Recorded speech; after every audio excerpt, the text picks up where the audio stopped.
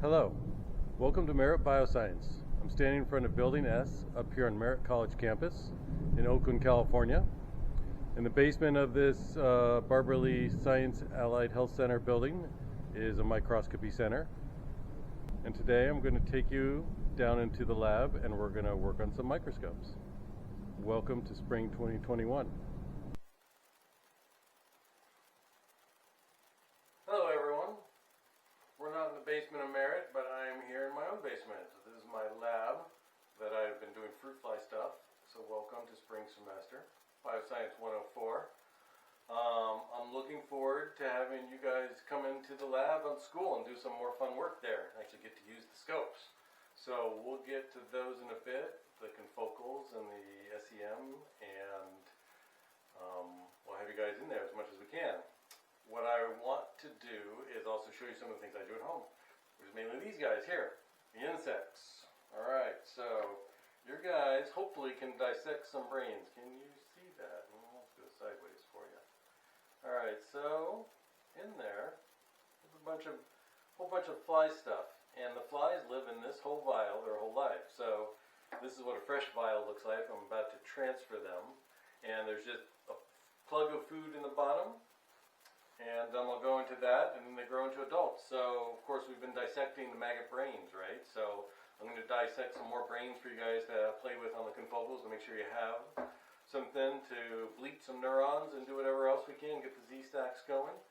But hopefully you'll be able to also dissect your own and get your own prep and your own maggots.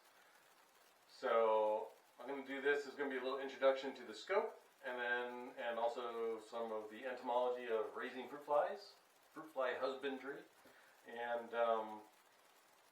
this will be things that I'm trying to think of things you can write on your resume. So taking care of flies would be animal husbandry. So if you can take care of a vial of flies and put them in new vials and keep them going all semester, and then use them to dissect brains, you'll get animal husbandry.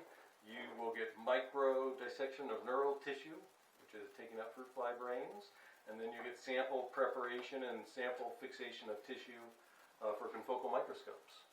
So I do all of that I just described on this baby here. So this is a big old dissection scope. You guys, I think Taylor and Dante, you guys each have a dissection scope. Do you too, Justina? I can't remember. You could take them, I wouldn't know. So, anyway, it's all done so you can put this underneath it like this, right? There's so much room to work on it, and I can put like tweezers. Tweezers can go in here, and then I take the little maggots out. And so that all work you can do on some of the dissection scopes at school, because we'll need to have some fixatives there. And you could practice at home if you wanted. But in any case, get the brain tissue. So that will be one of the things during the semester, but I'll get a couple brains, hopefully 3, and you can each have your own to mess with. So you can start off running, doing some stuff on the confocals, and then hopefully get your own brain by the end of the semester, or hopefully within a month. Shouldn't take that long. But so let me go through some fly biology and first, and then I'll introduce you to the scope. So as I mentioned, this is the food. So I'm going to put some animals into here today. I'm going to transfer them. I'll show you what happens when I transfer. And I need squeaky, I need some tools. So this food I make at home, and I get some freeze-dried stuff from a company that makes fruit fly food. There's other companies that make the vials, and these are these specialized caps that no evil mites get into. Mites can get in and kill your stock. So this food is agar and yeast, molasses, and cornmeal, and acetic acid. That's really all the fruit flies need. Acetic acid is a preservative, which we use in human foods. Right now, this is sort of old, like this food's maybe 30 days old, but it lasts in the fridge pretty well. But it starts all getting, everything starts shrinking as it loses water, and it doesn't work, the maggots don't like it, it gets really tough. So I don't know if you can see here, but on this side, let's see, I'll show you that under the scope. How about that? Anyway, I break it up like that.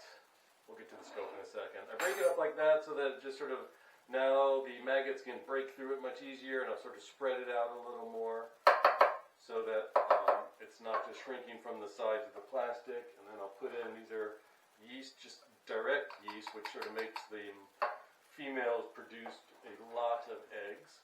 So you're going to get vials like this, or I'll probably give you some of these just to make sure everything runs fine, but also you have your homemade mix, which I'm sort of testing out, which I think other high school students and students at home can make their own mix, which is basically you put in the dry mix in just the same bottle, about this much, and you add water, it just absorbs it, and then you're done.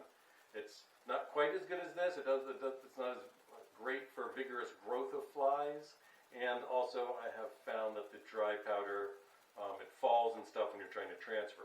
What's transfer? Transfer is what I'm going to do. So this one, you can see the adults there, right?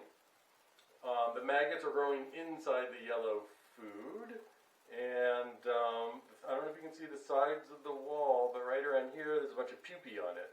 So it goes eggs and maggots in the food, larvae is what they're called, and then after larvae they crawl up and then pupate and glue themselves to the side of the vial, and then they become adults that fly around, and the adults just sort of eat the food. And if the adults fall into the food, I just did that really easily. That looks so easy, didn't it? It's really hard to do. Okay, to do this requires doing thousands and thousands and thousands of flies, one hand. If you do it wrong, the flies go everywhere, and you're screwed. I've done that too. So basically all I did was transfer the adult ones out of here. They're in here now. There's no label. I'll label that in a little bit. But that's how we transfer flies. So I'll hopefully when you come to the lab one day, just hand you one of these and some other straight up different vials with dry powder, and you can make sure you have your own going, and then every 2 weeks I'll give you some of these when I make a batch.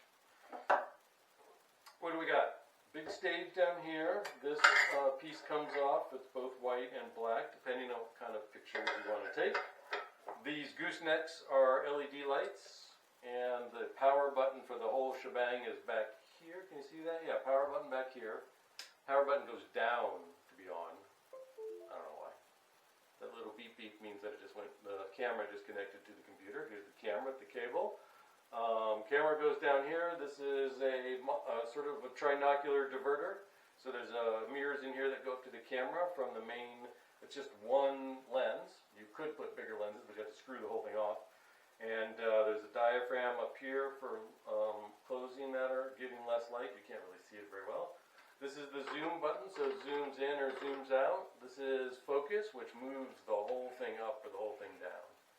Okay, so it's heavy. This thing's heavy duty. You can see this big whole monster holding this sucker up. It's a really heavy deal. And you got fine tune there. Fine focus, 2 oculars. The diverter is on the other side here, and it's just a little spinning knob in here that either it's 100% this, or 50%, 50%, or 100% camera. And then the camera, of course, has this cable, just USB, back to the computer. And this LED is part of the whole setup, so it's actually clamped on back here and runs by the main power, which is really nice because it's sort of all up and out of the way. If you've ever had goosenecks before, sometimes there's a huge big box right next to you. It's sort of annoying. Okay, so you just turn them on like this. It's on there. And then I would take my sample here. And let's say I was going to dissect a brain. Well, I'd get rid of the adults like I just did. And then I'd look around for maggots in here. So yeah, oh yeah, another thing. When it's on 100%, you can see out of one of the 100% means it actually won the whole path. This Leica, what is it, M205C. The Leica M205C, it's got 2 different pathways for each ocular, which is pretty cool. And one of the pathways has a greater depth of focus, and one of them, I think, has sharper image, and your brain integrates both of them, which is cool. And so it sort of tricks you out. But then when you're using the camera fully, one of the ocular paths is taken, so you can still see out of the left one when the camera's on fully. But now I want to see everything, so I'm going to go back to those, put the sample down there, and then I'm going to turn off the camera and then load it up on either Zoom or another recording software and run the software at the whole time, same time. So anyway, welcome to class, and I look forward to seeing you all, and I hope you get to have fun playing on scopes this semester.